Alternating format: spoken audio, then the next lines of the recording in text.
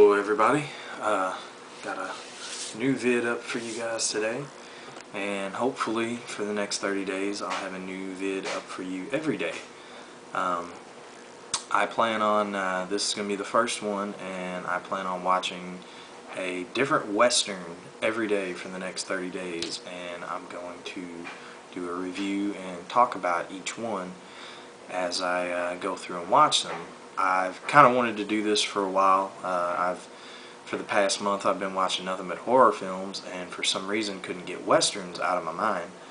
And I want to go back and watch, a lot of my favorite Westerns that I have and that I really enjoy, and talk about them for you guys. Hopefully maybe get you interested in the genre if you're not already. The first one that I've watched is from one of my favorite directors of any kind of film, which would be Sergio Leone, and the first film that I watched is A Fistful of Dollars. I'll show it to you there. Let's see it. This film was the first of Sergio Leone's spaghetti westerns, is what they considered them, because they were fully Italian-made westerns. One of the things about this film that makes it really stand out to me is the music. Ennio Morricone's music, who's went on to work with tons and tons of directors on tons of films. If you look him up on Wikipedia, you'll get a full list of all the films that he's done music for, and it might surprise you what some of that stuff is. But he did all of Sergio Leone's films, all the music for all of his films, and he's just a master of scoring movies, in my opinion. I love his music. I love what he comes up with for films, and especially for Sergio Leone's spaghetti westerns. Another quick thing to talk about with this movie is this would be the movie that really set Clint Eastwood as a star of films. Before this, he was mainly known for the Rowdy Yates character from Rawhide, and up to this point hadn't done a lot of film. Most of his work, was just extra work, or whatever. It just small parts. But this really set him as a star after making this movie, and got him more and more parts.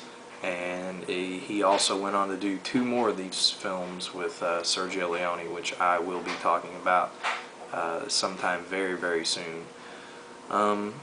A few other things to mention about this this movie in and of itself is the fact that all of the dialogue that you're going to be hearing is dubbed, but it's one of the most well-dubbed films I've ever watched. It's dubbed incredibly well, and one of the cool things about this movie is when it was done, all of the cast members spoke different language. You had some cast members that spoke English, in example Clint Eastwood. Some of the cast members spoke Italian. I think they had a few people there that they've spoken French or something else. But all of them, when they spoke their dialogue, they spoke their original language. So you may have one actor in a scene speaking French, another actor in a scene speaking Italian, another actor in a scene speaking English, but they would all Sergio Leone was such a great director and directed them so well that he set everything up to where they knew when their lines would come and when it would be time for them to speak their lines and what context they would be speaking them in. And it's a real amazing way for him to have shot a movie, for him to use all these different actors from all these different cultures. Another neat thing about this movie is, at the time, Sergio Leone was breaking a lot of rules as far as westerns and as far as film goes, period. One of the biggest rules that he broke was you were never supposed to show a gun firing and a person taking the shot in the same shot together. In American films, they would show the gun firing, and then they would cut away to a guy acting like he was getting hit by a bullet. But the first 4 men you see killed in this movie by Clint Eastwood, the shot is a low waist angled shot of Clint's gun at his waist and firing at 4 men and all of them dropping. And it's such an amazing shot, and you know, the movie, the scene wouldn't have had an impact the way it did without that shot, in my opinion. That's one of my favorite shots in the movie. Some of the dialogue is really interesting, really good. Another thing to talk about with this movie as well is the fact that the story of the film was inspired to Sergio Leone after he saw the great Akira Kurosawa's Yojimbo with Toshiro Mifune. After he saw that movie, he thought, man, this would make an incredible Western. This, you know, this theme, this story would, you know, make a very, very good Western. So he sought after it and decided to make it. And I do believe the story to Yojimbo was inspired by a Dashiell Hammett story. I do believe it's Red Harvest. And eventually, both of these films, like you have Akira Kurosawa's version, which would be a samurai film set in Japan, and you know, that's his version of the story. Sergio's version is a Western set in Mexico but shot in Italy. And then later on you had a movie called Last Man Standing with Bruce Willis. I was blanking on his name, but Bruce Willis did the film Last Man Standing, and it's the same story.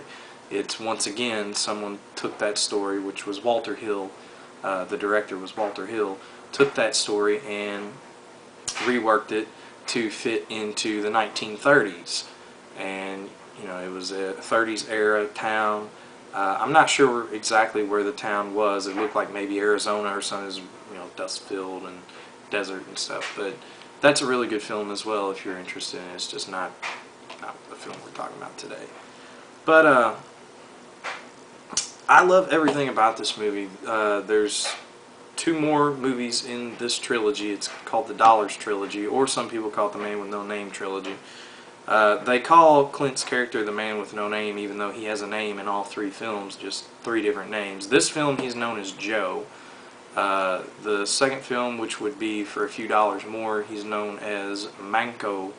And in the third film, which would be The Good, the Bad, and the Ugly, he's known as Blondie.